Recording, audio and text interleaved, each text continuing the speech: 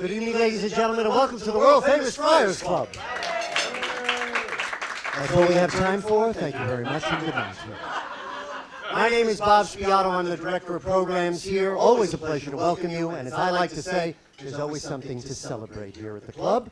And of course, tonight we celebrate a comedy icon, which I'm sure you would all agree. So thank you for being here. We have a very, very special night planned.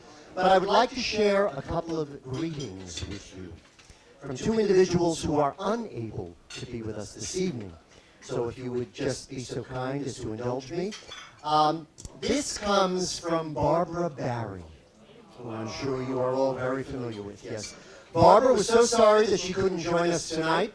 She knew Madeline socially. They co-starred in the movie Judy Berlin. And here's something I'll bet you didn't know. Madeline's mother performed in summer stock shows produced by Barbara's late husband, Jay Harnick. And Barbara wanted to share with us this portrait of Madeline. She writes, "This is not about acting or the craft of movie making. I was in a car that was picking us up for an afternoon shoot.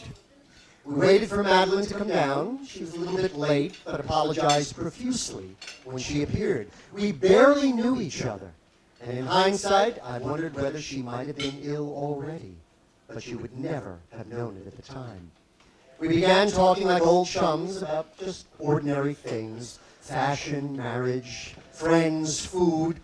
Don't even remember what they all were, but we had a very jolly time. We laughed and giggled, even slapped our knees once in a while. She was a very big star that made me feel totally at ease. It was a lovely ride, and then we went to work and shot late into the night on the movie Judy Berlin. Didn't see each other after that, but it was a vivid experience and a sweet memory. She was a gracious, darling person." And that's from Barbara Barry.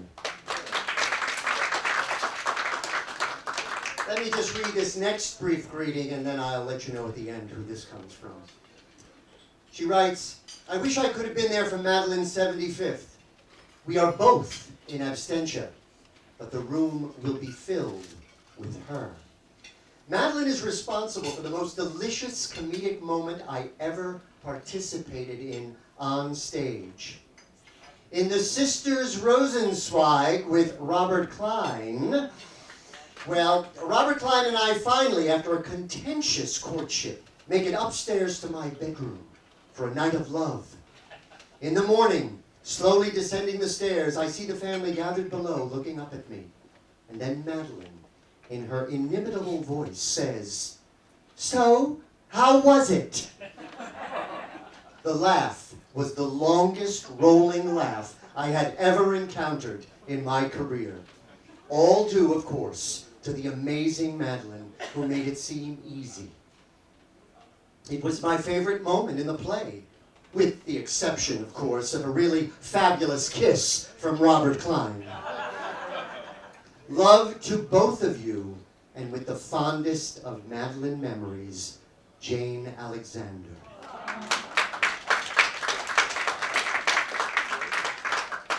So to begin our program this evening, which we are very, very excited about, it gives me great pleasure to bring someone to this stage who is a 5-time Billboard Magazine award winner, a media personality, celebrity interviewer, a live event host, podcast producer, even an adjunct instructor in media and voiceovers at the School of Visual Arts, and also a private talent coach and brand strategist. That's BS for short. Most recently, she produced and hosted events at the Art and Activism in New York, was the voice of God for the Concordia Summit in New York, and an MC for the Healing Summit in Berlin. And you can see her live and in person on ABC as a guest reporter in the Columbus Day Parade this year. We are delighted to have with us the one and only Valerie Smaldone, ladies and gentlemen.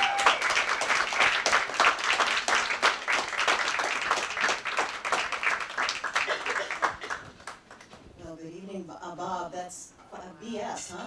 I never thought of it that way. From another BS, what can I say? I never thought of it that way, but now I'm looking at my career in a whole new light. Thank you so much.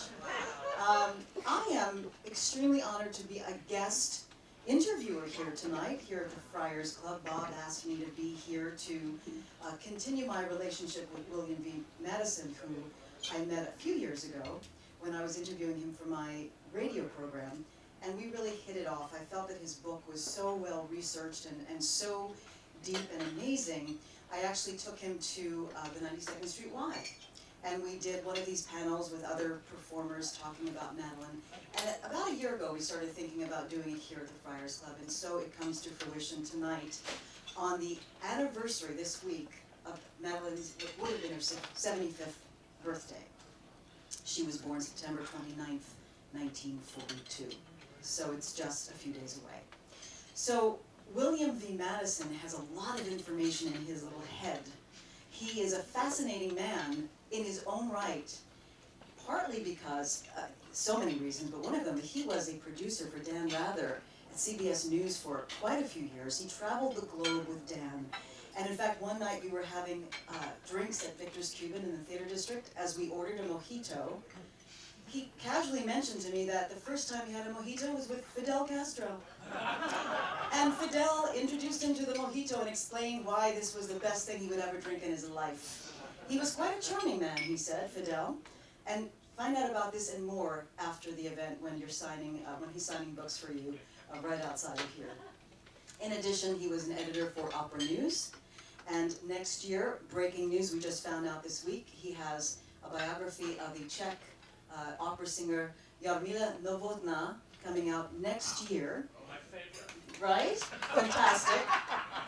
And probably, but the highlight, I believe, of his career is working with me on an audio documentary that has just been released based on the book that Madeline wrote on Madeline Kahn, which is available on Amazon and Audible. Please welcome William V. Madison.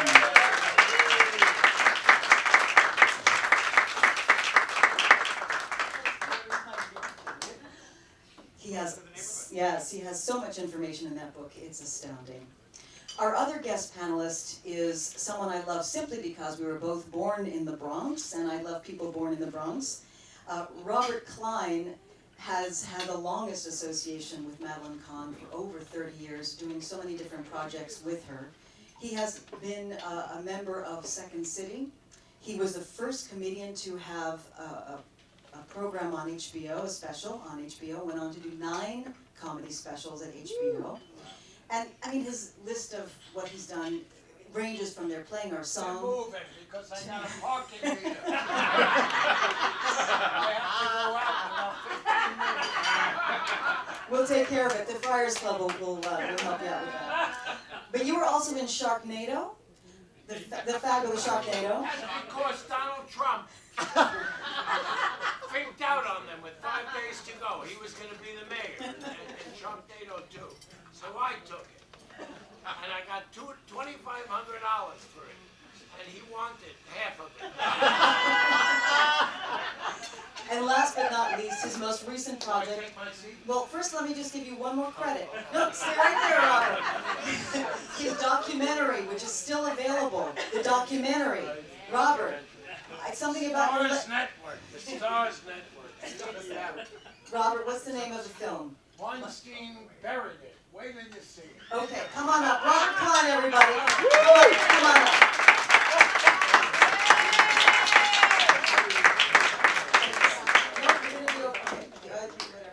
Okay. Yeah, you sit here, you sit there. Fantastic. This will be a very fun night. Testing. My uncle made that. My uncle discovered that test for microphones to see if they're working in 1939. Testing, 1, 2.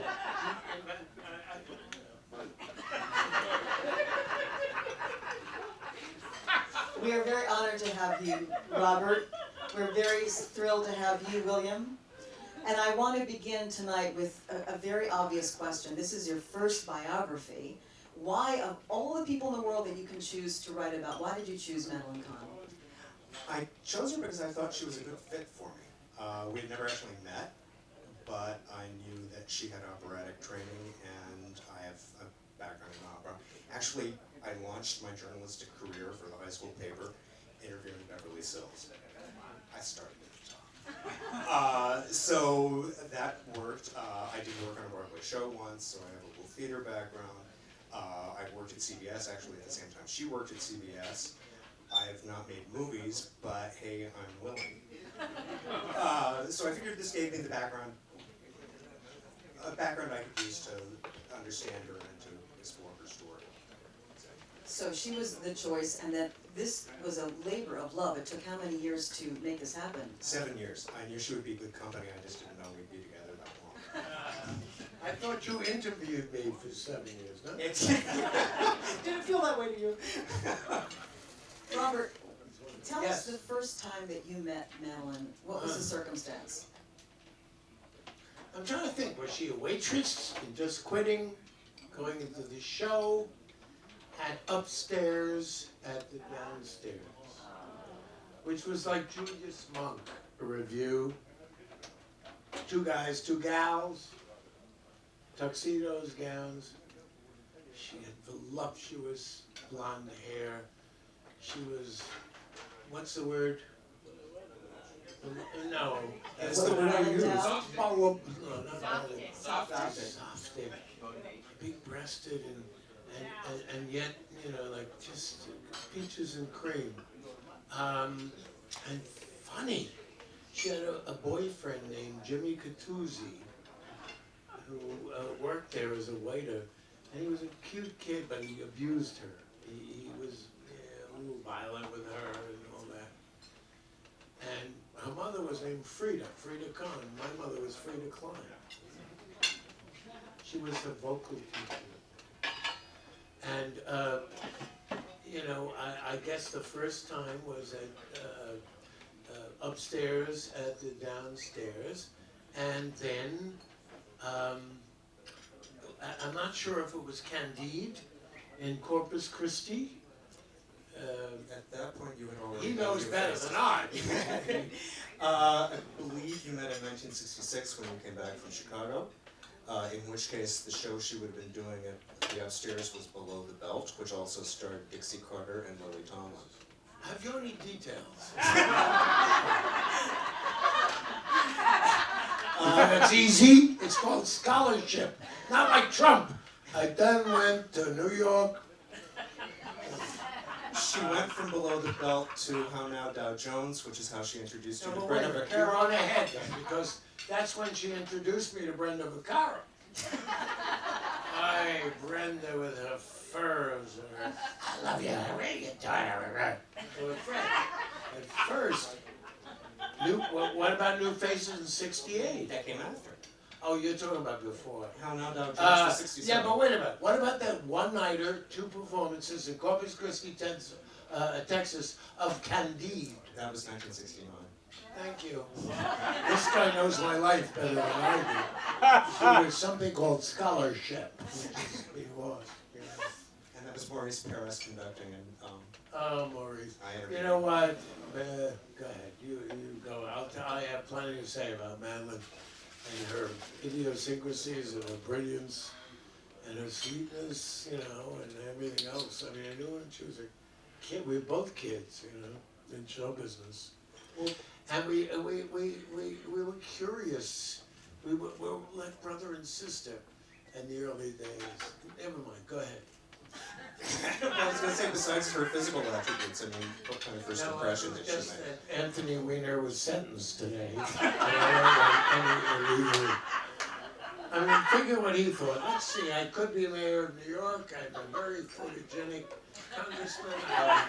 Muslim wife. I'm really attractive. I believe I'll show my schmeckle on the internet.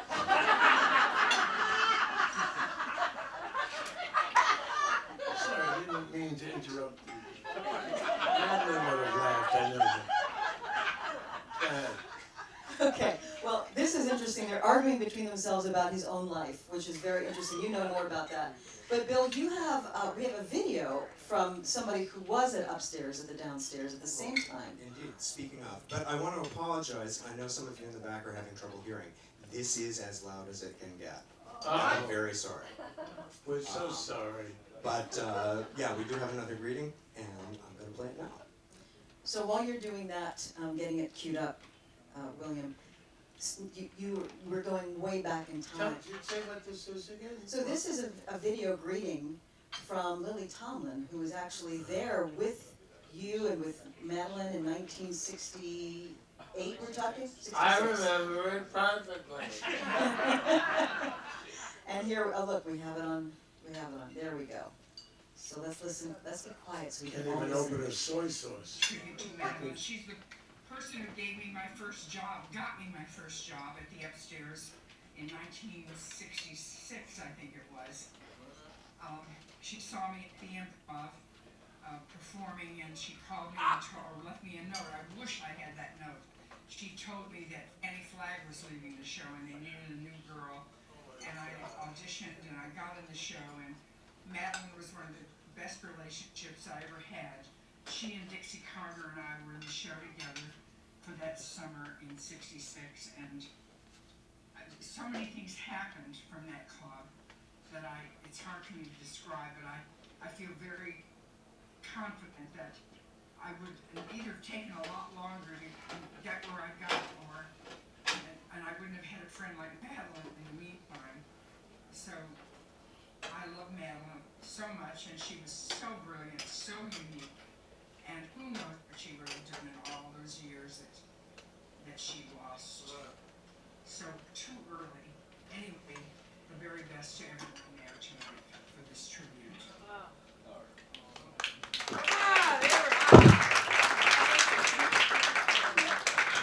So William, you Wicked tuna. William, you said you had never, you who knows everything about Madeline Kahn, you had never seen that photograph before. Well, she's holding 3 photos in that frame, and 2 of them I'd never seen before. But there's a sort of a fun connecting thing, besides the fact that Lily was in the show that Robert probably saw Madeline do the first time he saw her, which is that in 1993, at the Tony Awards, Lily Tomlin told that same story about how Madeline had helped her get her first job, as she was presenting the Tony Award for Best Actress to Madeline for her work in The Sisters Rosensweig. So it all comes full circle. You have a lot of full circle moments, don't you? I think it's very important, and what's interesting about this book is that there's a through line in the book, if you pick it up and he'll sign it. There's a through line about this woman that is very interesting to me, and I think any performer can certainly relate to it. We need to go back to the very beginning, William, if you wouldn't mind. Bring us back to when she was a child, her mother, her father, her stepfather. What was going on with her back then? A lot. Her early years were really action-packed. Her mother, who was still called Frida in those days, but later changed her name to Paula, on the advice of a numerologist, she claimed. Frida wanted to be a star. She had very little discipline. She also had mental problems. She was never diagnosed, but she was probably bipolar, her son believes. She was a very, very difficult woman to get along with. And she drove away Madeline's father because she said, I'm going to New York City to be a star. They were in Boston. And Bernie Wolfson said, I don't want to go to Boston. And they fought, and he left. The night that he left, she had probably chickenpox. She was under 3 years old. She ran after her father to the door, sobbing, are you leaving because I'm ugly? And I think a lot of actresses have to be very concerned about their appearance. For Madeline, it went much beyond that. Frida did move to New York with Madeline, put her into boarding school at the age of 5, a school called Manumet in Bucks County, Pennsylvania. And she stayed there until the age of 11, when Frida remarried Hiller Kahn, and he adopted her, and obviously she kept his name to the end of her life. But then Frida was spending money like crazy. The war was over. She felt she was entitled to everything. The family could still recount how much the renovation of the kitchen, and she had the wallpaper in the bedroom changed twice in the same week.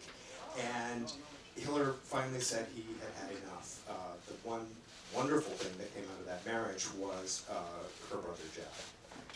So when Hiller left, Madeline was at the height of her chubby phase of her adolescence. So again, this idea is that people will leave, and they're especially going to leave if you're ugly. So this It's is, heavy, and that's by the time she's 16. this informed her life. Yeah. Who gave her this pretty thing? The mother, Frida? I think it was the fact that she wasn't pretty when these things happened. I mean, I think it was a little bit easier to handle Hiller, Did but anyone I think put that idea in her mind that she was less than a beautiful child? Frida I mean, was what- nuts. I knew Frida. when Nuts. when I met Frida, who was calling herself Paula at that point, she was not answering a lot of questions. Yeah. She Robert, was healthy as a horse at the memorial. Robert, use your microphone there. Use She was healthy. I went to the Yale drums. I don't.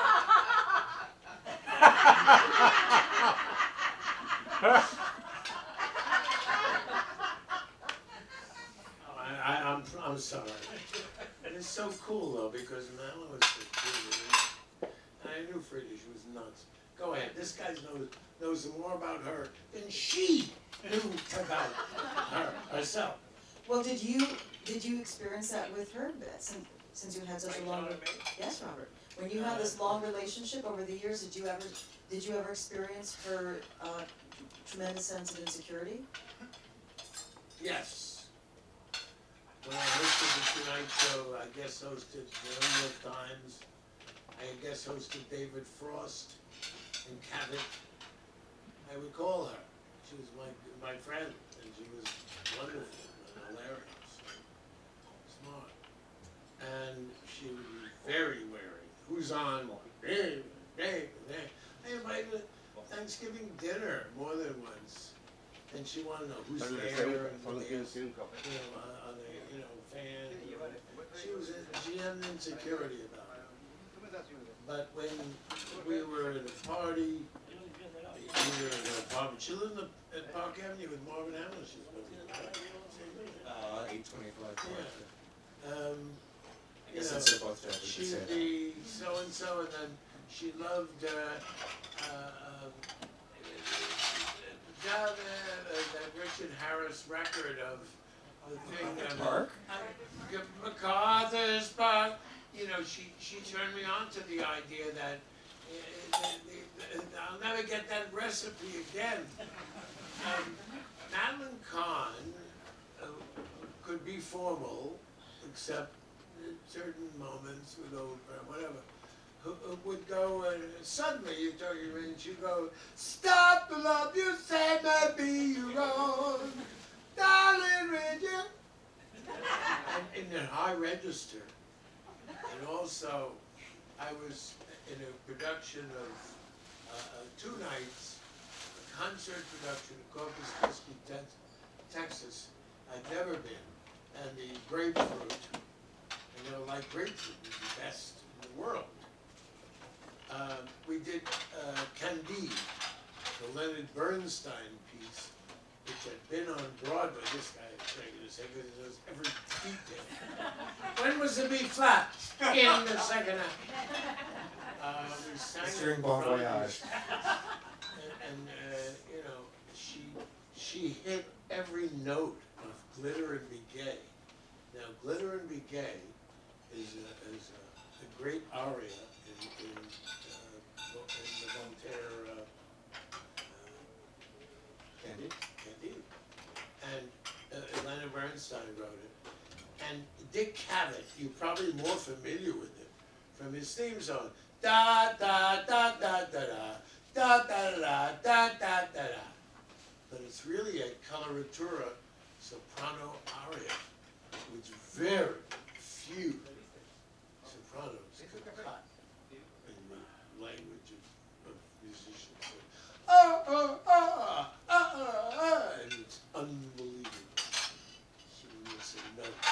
And not only that, she had the humor part. I worked with Mary Costa in a huge production of the LA Civic Opera. She couldn't cut it like Brenda could. That was my ex-wife. I'm old. I've had some. The fact is that Madeline had this coloratura soprano ability, but she didn't want it. It's a little like Marvin Hamlish. Don't you think there's a parallel, William? I don't know all that one kind of area. I don't know that much. I don't know that much about Marvin Hamlish. Popular stuff. Yeah. But he had the chops of a classical musician, Yeah. and so did Madeline. Yeah. She was unbelievable. And as far as being funny, oh man, she could put that in her back pocket. The producers of the Kahn did with you and Mary Costa. The tour originated in San Francisco and then it went to Los Angeles and the Kennedy Center. I replaced Sir somebody, a knighted Canadian actor. Who was it? I don't remember that. Oh shit. I remember Alan Arkin was in it before you. He did the original. Yeah, he did the original concert in '68. But the plan was that if the tour was successful, the show would go on to Broadway. And the producers of that production had what is called a hold on Madeline because they were thinking they would replace Mary Costa with Madeline if the show came to Broadway. So you almost did another show together. Mary, God bless her. I'm a deist. But Mary Costa, God bless her. Madeline could really cut that thing really big. You know? Well, Mary Costa herself admitted she couldn't sing. Yeah. You may remember her as the voice of Sleeping Beauty in the Disney movie. Also, It's a gorgeous voice. She did Chrysler commercials in 1953, remember? The No, I don't. 53 Chrysler is really a knockout. So, obviously, she had an amazing voice. But a lot of people maybe don't know that much about her singing voice. They're obviously well versed with her comedy. And Robert, you did a TV replacement in 1970 on television called Comedy Tonight. So, what was that? That was a sketch comedy program, right? I immediately went to Madeline and Peter Boyle, my two greatest friends and fabulous people. Joe Cates, better known as Phoebe Cates' father, the late, my wonderful mentor, one of several mentors. She was fantastic. We did a thing, she was kind of interested in, not Greta. Who's the one? No. The German. Marlene Dietrich? Marlene Dietrich, thank you. And we did a bit, it was so funny, where I was, you must have 4 roses in the table for Monsieur Balalala. Lanta Anguish. Everything is important. Lanta Anguish is the character's He name. knows the guy from the tape from 100 years ago, which is like me as a ghost. You must have only 6 roses, they must be symmetrical, blah, blah, blah. A singer was coming in, he must, and I'm sitting there, and she puts her foot up on the table and goes, things will be beautiful in Vienna. Midnight peaches and cream, and she's mulling and the thing in Vienna, and then things got bad in Vienna, and then she puts her foot on my table, and I'm just about to take a mouthful of this beef bolognese. She goes, and we ate garbage. We ate the garbage. I ruined 5 takes laughing when she put her foot up on there with a garter belt and everything else. So she had this affinity apparently for Dietrich, right? Well, that was, I think, more Kurt La Valenya, because the song alternates between a Viennese waltz and a Kurt Weill parody. So, when things are good, it's a waltz, and when it's bad, it's her. But her what foot about up the and Wawa, screaming. the Barbara Wawa? She loved Dietrich. No, I'm not saying. But you talked I'm about saying she earlier. loved them both, and obviously for that Chicago song, New Faces, that was Lenya. Right.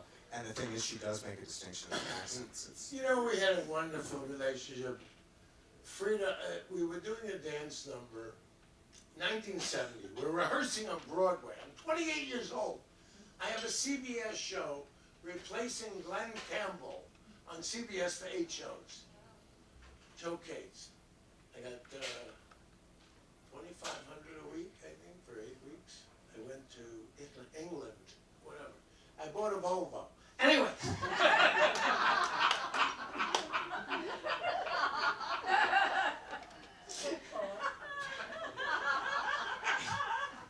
And we're doing a show. And we can't do anything about Vietnam. CBS sat me down and said, you see what happened to the Smothers Brothers? No Vietnam stuff. You lose your show. Forget it. You know.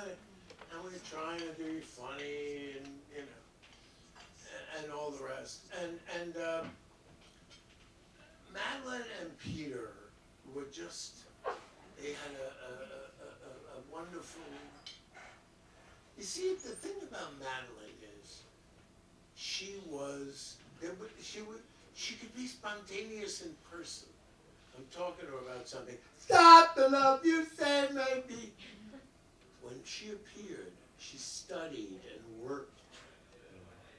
Her comedy was a product of hard work and discipline. What you see as funny, she planned. When I would host these Tonight shows or David Frost shows, and I'd invite her, my dear friend, she wanted to know who's on, what's the circumstances, everything. And that itself was a part of the discipline of a great career. Something that struck me as I'm watching Robert Klein do When Things Were Bad in Old Vienna, he hasn't seen that show since 1970. No, I saw it last year. That's a really good impression of Madeline Kahn.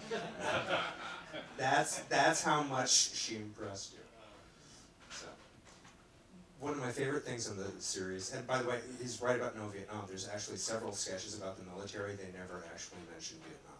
It's weird. That's the last episode with Fred we Willard. were warned. Fred Willard is up there playing a general, and you can't actually talk about anything. Fred was in the show. Yeah. Oh my God. We were in Second City together. 52 years ago. It's unbelievable how long ago I've been in show business. Well, there's a Thank you, Friars. It's all due to you. Please join the Friars, support the Friars as much as you can. Money, I was off. You're the new dean now. Greenberg, a comedy veteran. Greenberg supports him. Well, my very favorite part of the series is actually the very end, when you introduce the cast, which also included Jerry Lacey and Judy Grobar, the amazing. But Madeline is the last person, or almost the last person you introduce. And you say to her, do that thing I love. And she says, okay. And so she announces the show using a Bronx accent and slurring her speech. It's, I can't even do it. With Bobby Klein. And you both kind of break up laughing. And then she looks at the camera and she says, I can do this because I have a degree in speech therapy.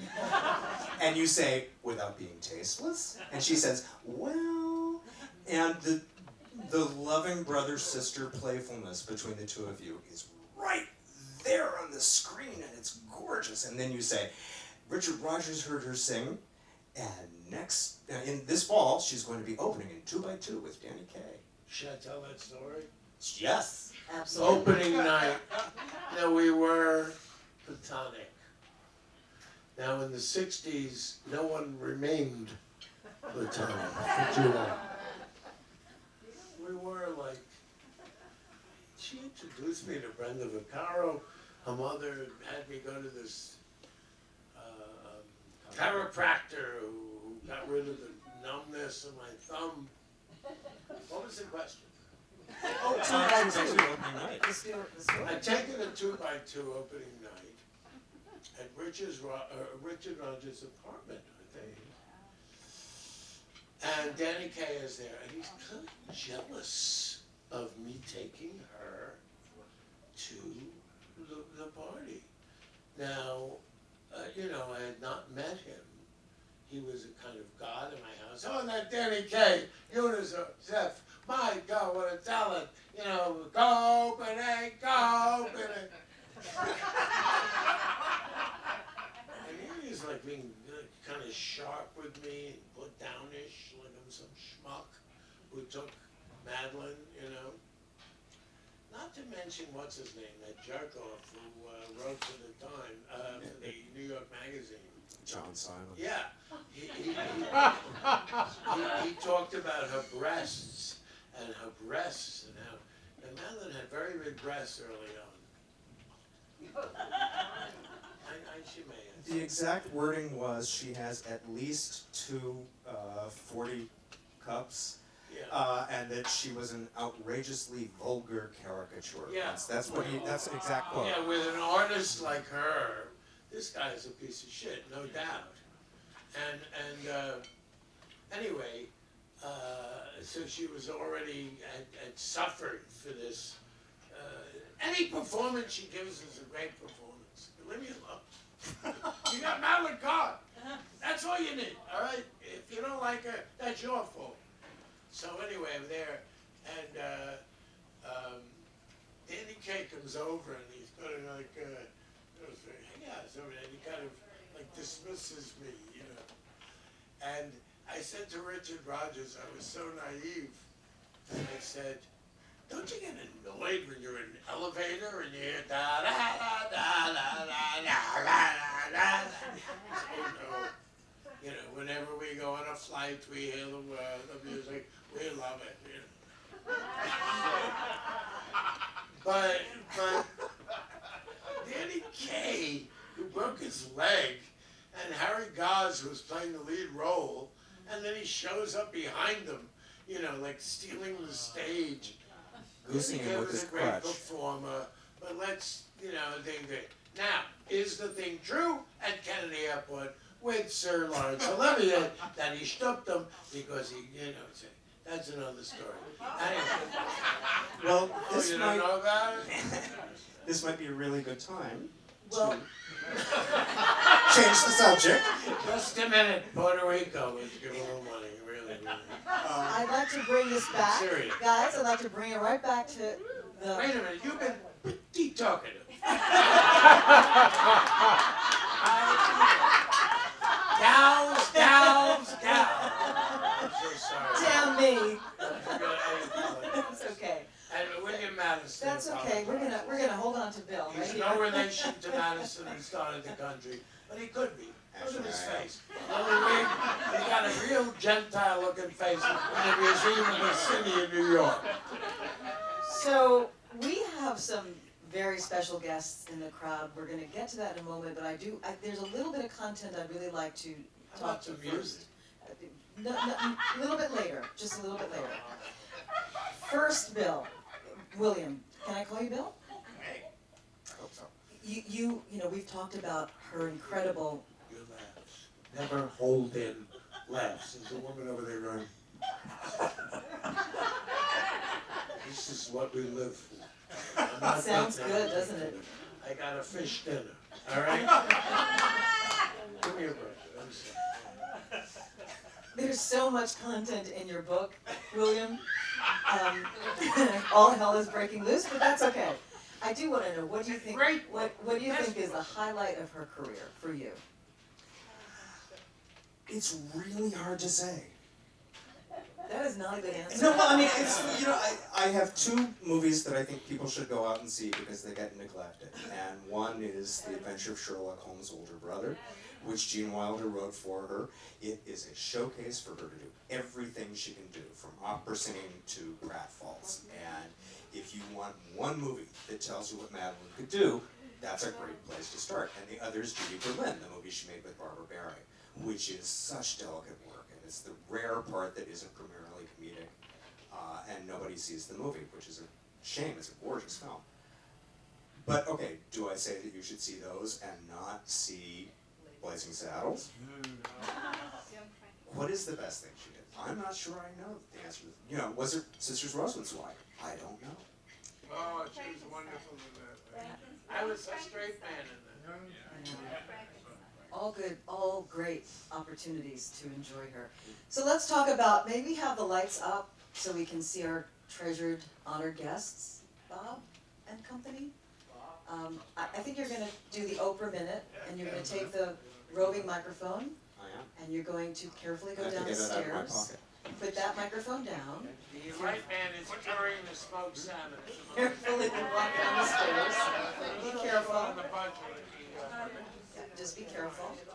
Okay. Here? Oh, there we go. Okay, here we go. Thank you. Well, So will you do the honors, William? thank you. I would love to, because in fact we have a star of 2x2 with us in the room tonight. Joan Copeland was nicknamed Mother Courage because she played Danny Kaye's wife in the show. And she was the last member of the cast. She was the last member of the cast to stop speaking to Danny. After she spoke to him, after she stopped, nobody spoke to him at all.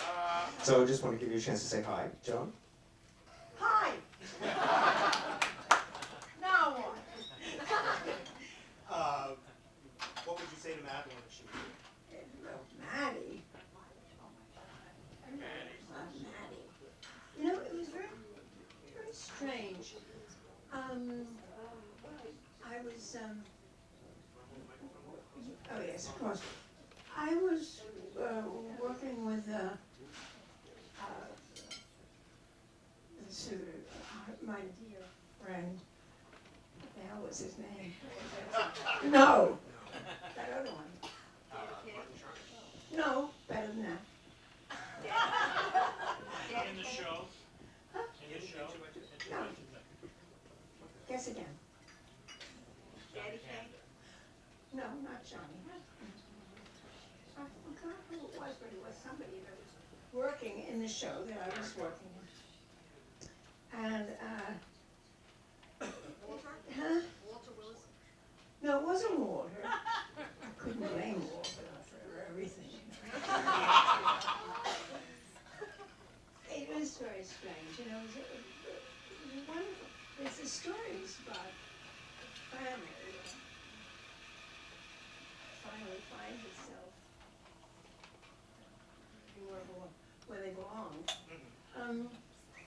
And I played the mother. Yeah. God help those children.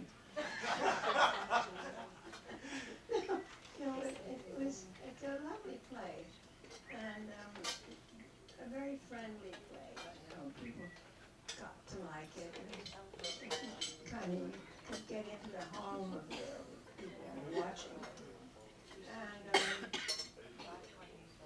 And what happens is that everybody gets to love each other until you work with Danny Kaye.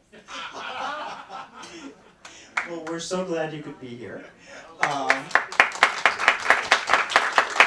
Really a treasure.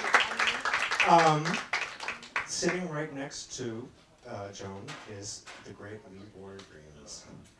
Leroy directed Madeline in a summer tour of Hello Dolly, which when I first heard that Madeline had done Hello Dolly, I said, "Are you kidding? She's so wrong for that." You had a particularly interesting time showing Madeline how to walk down the ramp in the title number. You want to tell us about that? Well, just that because Madeline was so detailed, and she was rather shy, which was interesting because everyone thought that she would be boisterous and funny because of the movies, and she wasn't. She was very serious and brilliantly talented, you know, as an actress. That's why she could be all of that. But when we got into the theater for the first time, first of all, she had never seen a production of Hello Dolly, ever. How she ever not seen Carol Channing do it, I don't know. We played toilets with that show. But she had never seen the show. So she was gonna learn it in 10 days. We had a 10-day rehearsal, and she was gonna do a tour of it. So when I first met her at Jerry Herman's, and I loved her. First time I met her, we're only like a month apart in age. So I said, you know, Madeline, the only way this is gonna work, you're going to have to be off book the first day of rehearsal, because there's so much to teach you, and I want you to do it all. And she was off book as soon as we started. She absorbed it like crazy. But when we got into the actual rehearsal, I'll never forget when I gave her a direction when Dolly says, Horace Van de Gelder, you go your way and I'll go mine. And of course the direction is, Horace Van de Gelder, you go your way and I'll go mine. And so she said, I don't do bits. And I said, well, Madeline, let me tell you this. that it helps the audience, it helps the joke, and it works. Now, what I will tell you, that when you go your way, and I'll go mine, you take off your gloves, because a lady doesn't eat with her gloves. And she said, okay. So she accepted that. Then later in the scene, she repeats the line. You go your way and I'll go mine. She said, okay, now what do? I don't have gloves. And I said, well, you're serving with a spoon and a fork. So you go your way and I'll go mine. You take the spoon and the fork and you put it down. She said, that was cheap. And I said, you got your fucking motivation, didn't you? She screamed, and that was, we fell in love. That was it. And she did everything she was directed to do. Now I'll get to the ramp story. So when we got into the theater, that night, the first time she had the costumes on was that night with the piano. She had never heard the orchestra. The next day, she was going to have an orchestra rehearsal, and that night she was going to open in the show. You're talking about pressure.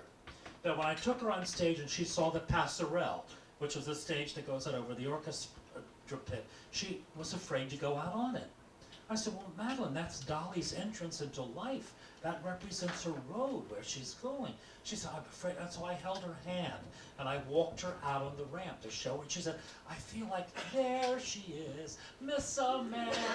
She said, what is that? I said, well, you're in the Harmonia Gardens restaurant. There's a Mrs. Schwartz. There's a Mrs. O'Reilly. They're all friends. You haven't been back for a long. You're saying that's all it took. She just registered into it, and that point on, she was so brilliant, I cannot tell you. And on the opening performance, after all this pressure of having the clothes on for the second time, hearing the orchestra that afternoon, she was opening that night. And in the first scene, the kid playing Ambrose Kemper came out, and it's in the first scene he went up in his line. Madeline did not even take a hesitation. She said, don't say another word, Mr. Kemper. I know exactly what you're going to say. You want to know why? Well, let me tell you why. I ran back at intermission, grabbed her, kissed her. I said, you are so brilliant, Madeline. And that's the way that she was. Now, the story that I really want to tell after all of this stuff, then finally we fell in, we had love without the sex. And she told me when I said, you're the kind of man I used to fall in love with before I knew what was what. And anyway, so now we fast forward to Sisters Rosenzweig. And the night I went to see it, Carol Channing happened to be in the audience that night, and we all went backstage. And of course, Madeline, we were going to go out and have dinner afterward, and she ran up and she kissed, and we were hugging, carrying on, and she looked at me very seriously in front of Carol, which I loved, and she said, you know, I would have never been able to give this performance in Sisters Rosenzweig unless I had worked with you last summer, because the first time in my life, you gave me such confidence that I didn't particularly care for the director, but I didn't let him get in my way. I followed my instincts, and she said, and when I put on that Chanel suit, I was Dolly on the ramp.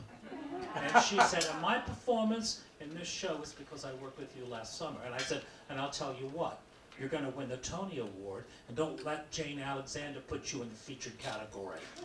The night of the Tony Awards, 12 o'clock, my phone rings, I pick it up, there's noise in the background, and Madeline screams, I called my mother first!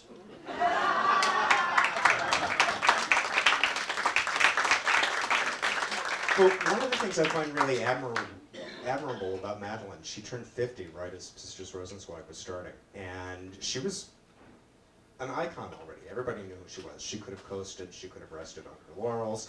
She was trying to grow as an actor.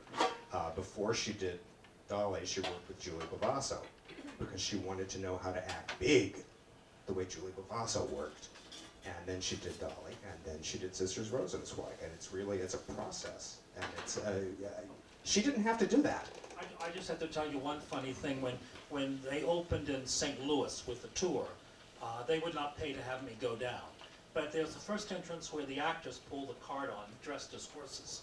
But in St. Louis, they decided that they would make her enter on the Budweiser wagon with us Clydesdale horses, for real.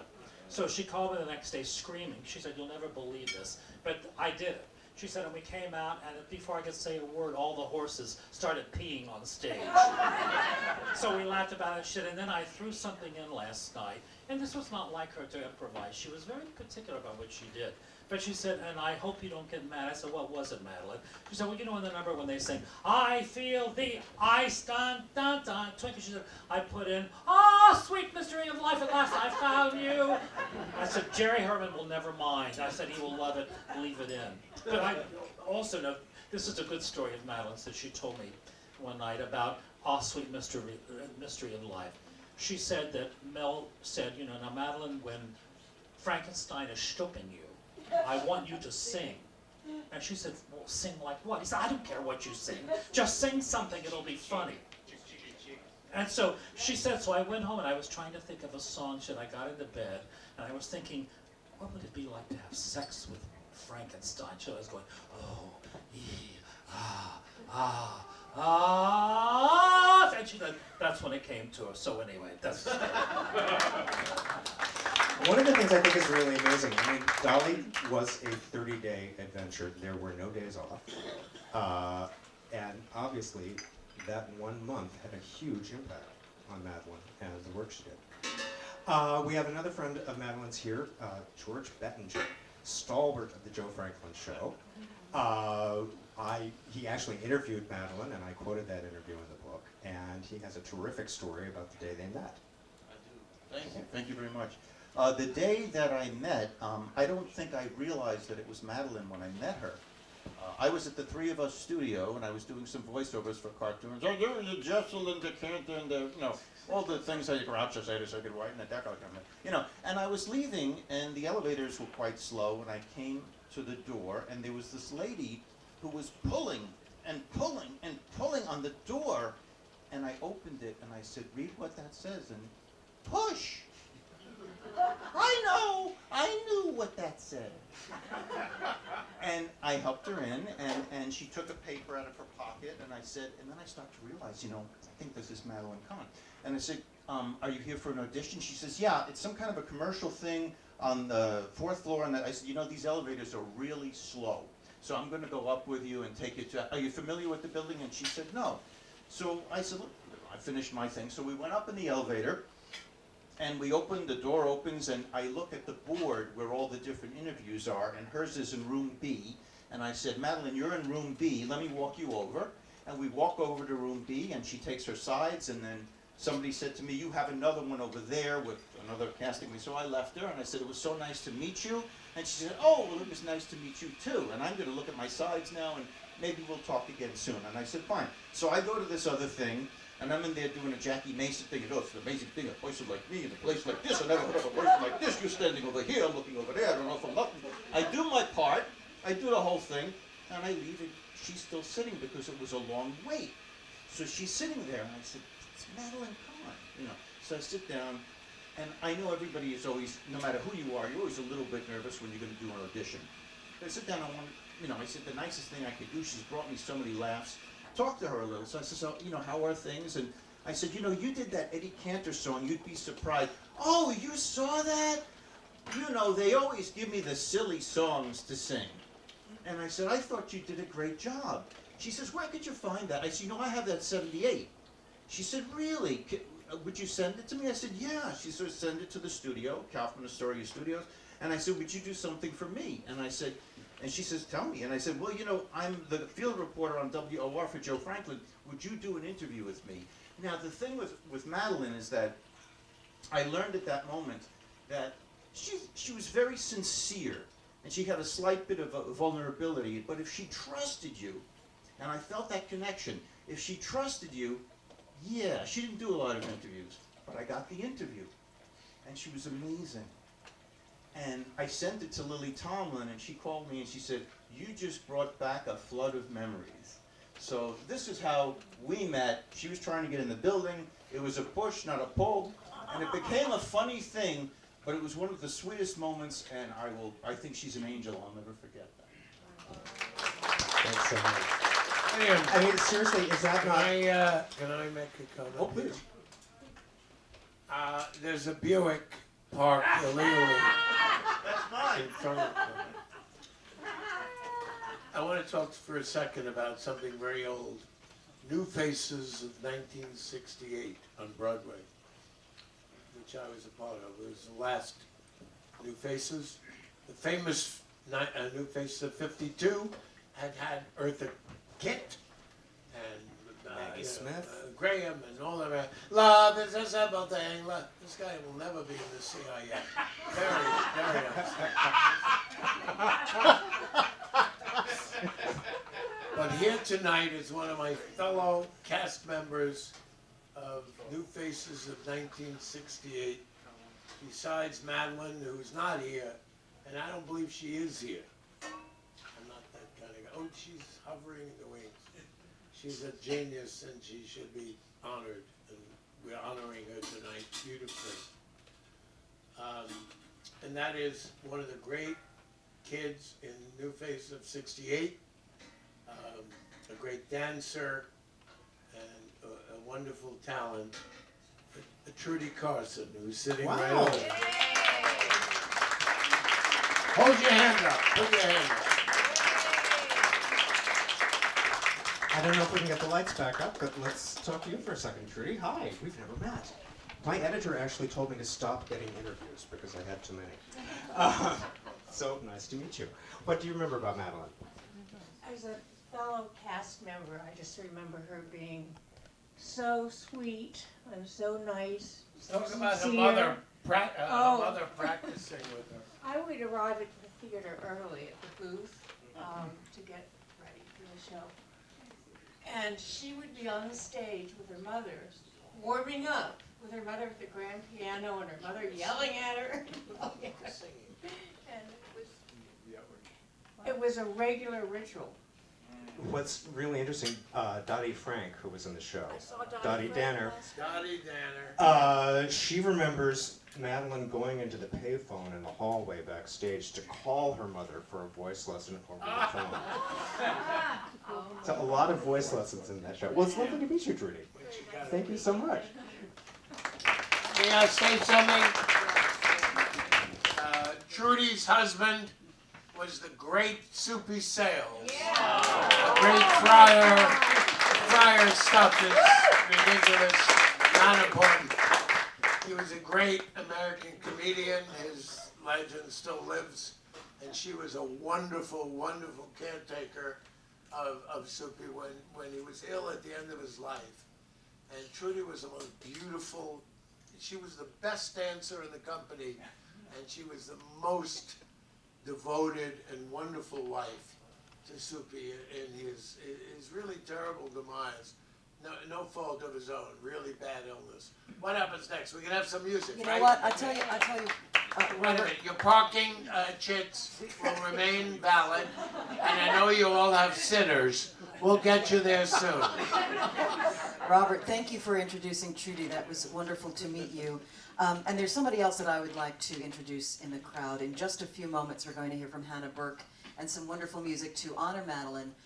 But as we all know, and mentioned earlier, she would have been 75 this week. Sadly, she passed away at the age of 57 from ovarian cancer. And we're talking about her beautiful career, her beautiful life. Toward the end of her life, she married John Hansberry. Where is John? Would you please stand up? He's not here. John went to the bathroom. Oh, he's making an entrance. John, John Can we have the lights for Hansberry. John? He's a great guy. Worthy of her. Great guy. Give him a hand. Let's see if we can have some lights for John. He took the woman I love. I'm sorry, Bob. I'm sorry. John, we were just... I'm sorry you went to the urinal at just the wrong time. I'm You so wash sorry. your hands. So sorry, John. I wanted to mention you in the crowd and how wonderful it is to see you at all of the ovarian cancer fundraisers. You're still so actively involved in research and awareness. So please give him a big round of applause. Thank you, John. He has raised a tremendous amount of money. When is the event? John? It's in May. Stand up for Madeline. Yeah, it's in May. Every year in May, he raises an enormous amount of money. He's doing it.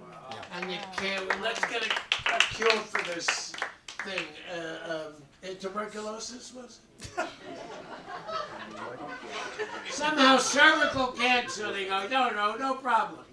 But ovarian cancer is a toughie. And they've been working at it.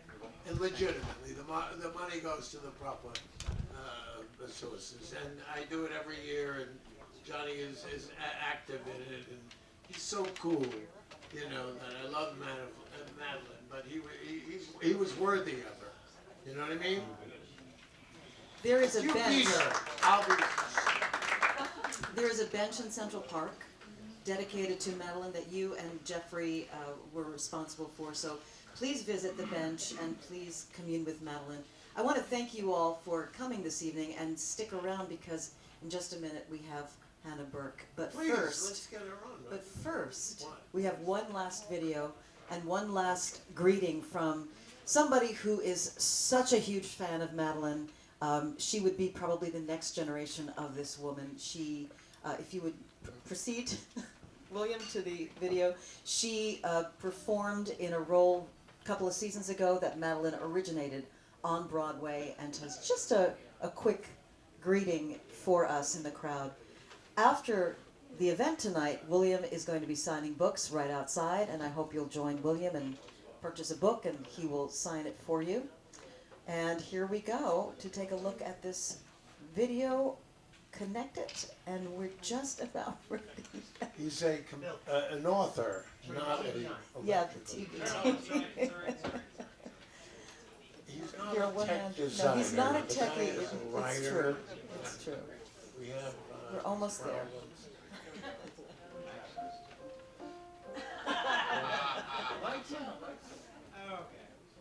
All right, got it?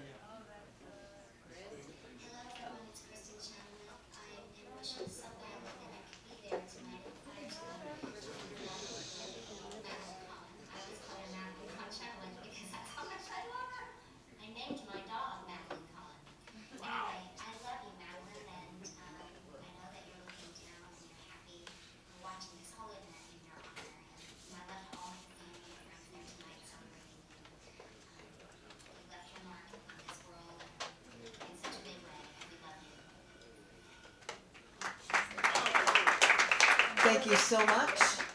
In just a moment, Hannah Burke. We're gonna have a live performance. Live.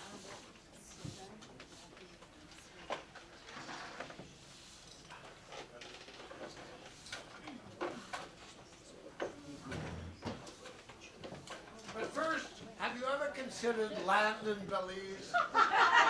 Really inexpensive at the moment.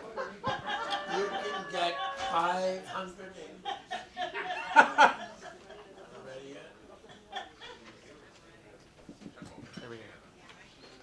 This kid is beautiful. Wait till you hear this beautiful singer.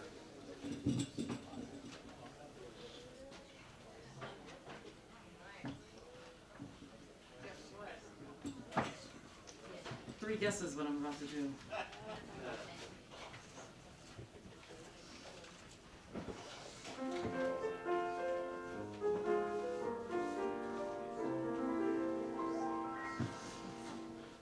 Here I stand, the goddess of desire, set men on fire.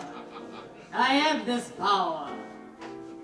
Morning, noon, and night, there's drink and dancing, some quick romancing, and then a shower. States or Johnnies constantly surround me.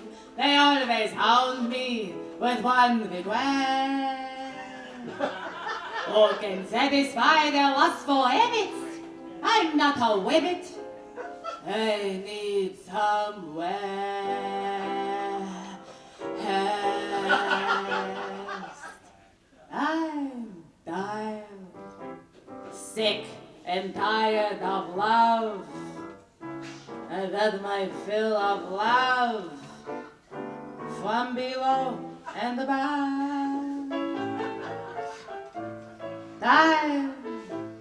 Tired of being admired, tired of love uninspired. Let's face it, I'm tired. I've been with thousands of men, again and again. They promised the moon. They're always coming and going and going and coming, and always too soon. White girls, I'm tired. tired of playing the game. Ain't it a crying shame?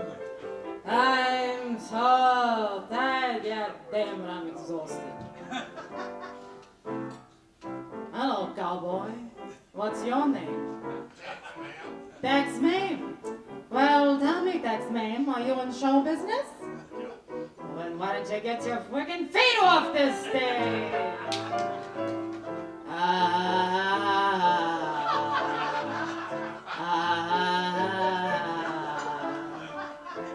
Hello, handsome. Is that a 10-gallon hat, or are you just enjoying the show?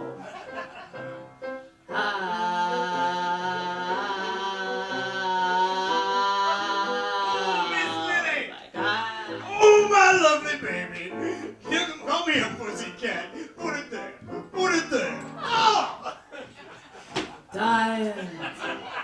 Tired of playing the game. Ain't it a crying shame? I'm so tired.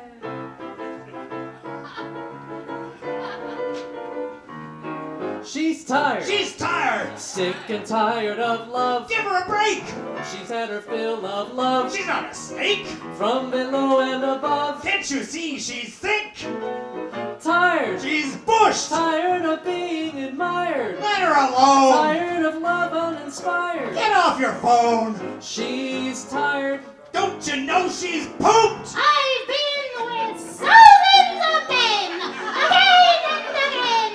They sing the same tune. They start with Byron and Shelley and jump on your belly and bust your balloons. Hey, I'm tired of playing the game. Ain't it a friggin' shame? I'm so... Let's face it, everything below the waist is kaput!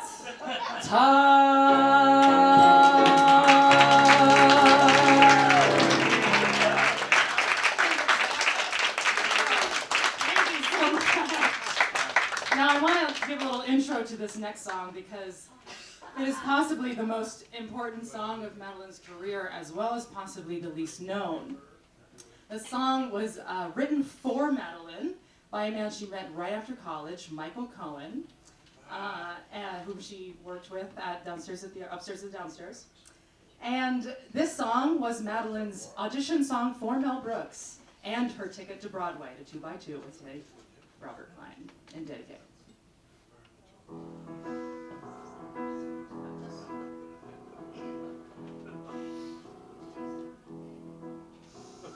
There is a strange foreign city, 6,000 miles from Berlin, near to the mountains where the Mississippi flows, a magic town where the drugstores never close.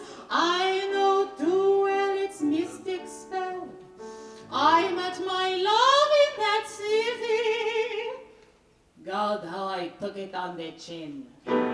He took my love and then he sailed away, somewhere east of Stuttgart on the road to Mandalay.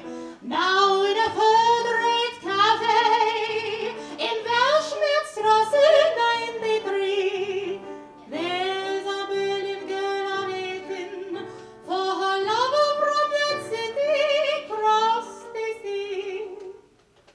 Me.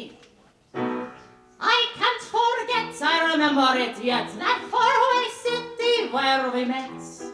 You walked up to me and you tipped your hat and you kicked my dog and that was that. Let's go away, you sighed, today you said I was EPA, you said. Max, you dirty rat, toy.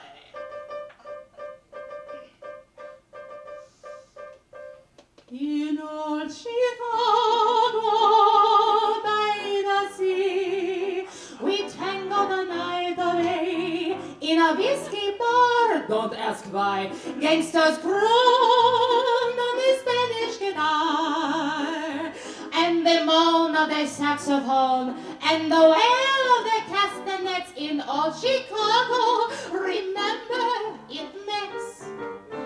Then you smiled and said that you meant no harm, and you took my hand and you broke my arm. And before I could stop your nasty line, you pulled a knife and said, be mine.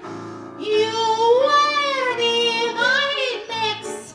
You were like wine mix. Who could be blind mix?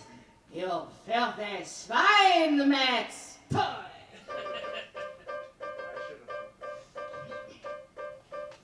In old Chicago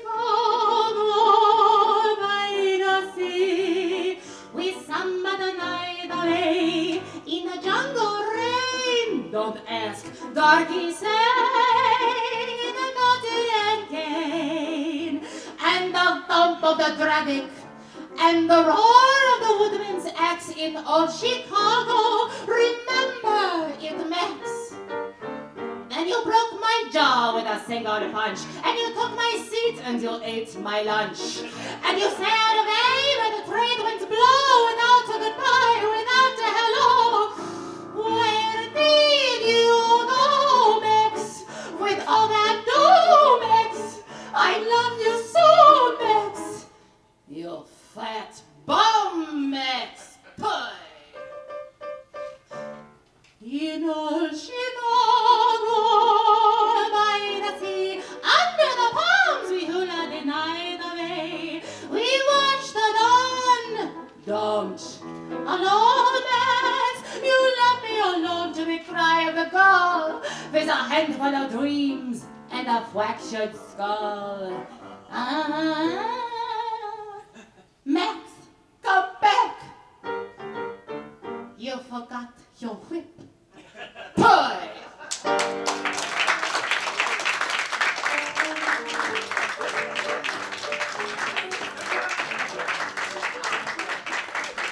Oh, another one? One more?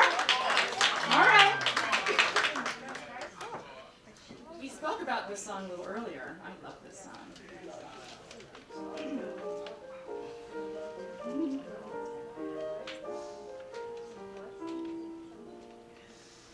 Johnny was bashful and shy. Nobody understood why. Mary loved him. All the other girls passed him by. Everyone wanted to know how she could pick such a beau with a twinkle in her eye. She made this reply. He's not so good in the crowd, but when you get him alone, you'd be surprised. He isn't much at the dance, but then when he takes you home, you'd be surprised. At a party or at a ball, you've got to admit he's nothing at all, but in an easy chair, you'll be surprised.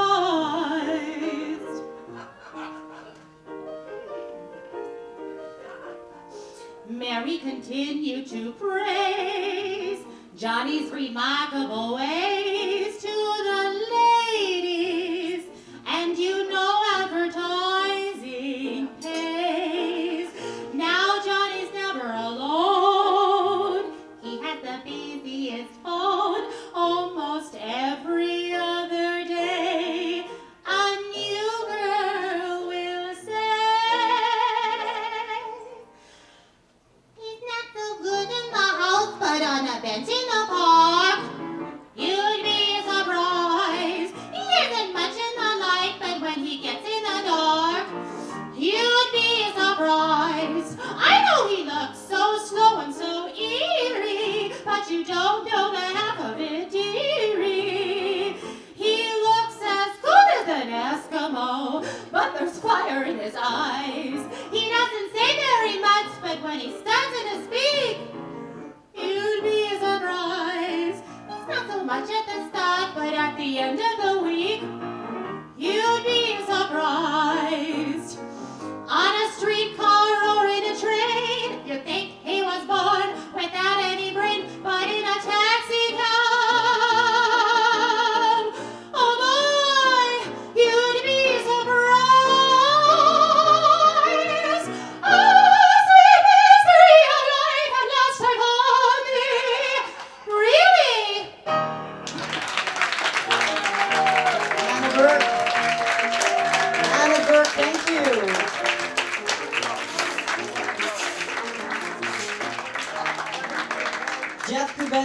on piano.